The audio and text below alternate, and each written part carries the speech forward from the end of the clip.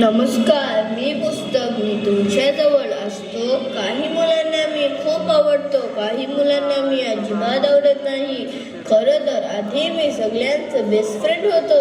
त्यानंतर माझा शत्रू जन्माला आला. तुम्ही म्हणत असाल पुस्तकाला शत्रू हा असतो, तो म्हणजे हा. हॅलो गाईज, मी आहे मोबाईल. तुम्ही तर मला ओळखता ना, मी तसा फेमस आहे ना. मी सतत तुमच्यासोबत असतो, जेवताना झोपताना सतत. मला कुठल्याच गोष्टीचा त्रास नाही होत. मात्र एका गोष्टीचा त्रास होतो की तुमची बोटं सतत टोचतात ना त्याचा. हा मोबाईल माझ्या आयुष्यात आल्यापासून माझा कोणी वापर करत नाही. अरे असं का बोलतोय? पूर्वी हीच लहान पोर मला वाचून माझ्या त्याला ज्ञान घेऊन कोणी तर डॉक्टर, कोणी तर इंजिनियर, कोणी तर खूप मोठा माणूस व्हायचे. पण आता एक्झाम आली की जवळ करतात आणि एक्झाम संपली की मी कुठल्या तरी कोपऱ्यात पडलेला असतो. हा हे मात्र बरोबर आहे.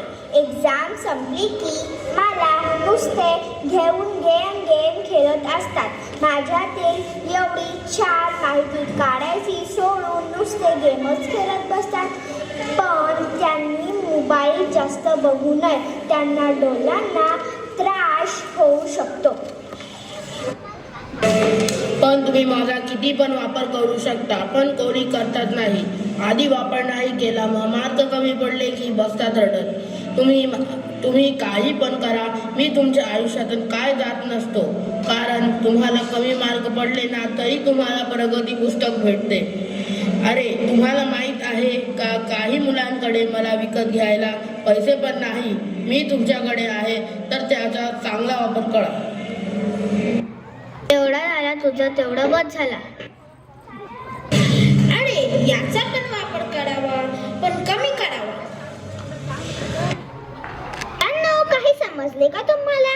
कोणतीही वस्तू मुळात चांगली किंवा वाईट नसते. प्रत्येकाचा वापर योग्य पद्धतीने केल्यास आपल्याला फायदाच होतो.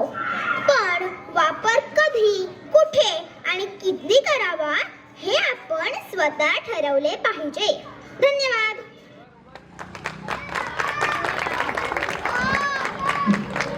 Parents, kindly note, it's only around half an hour more that the program will continue. So I request all the parents to keep waiting.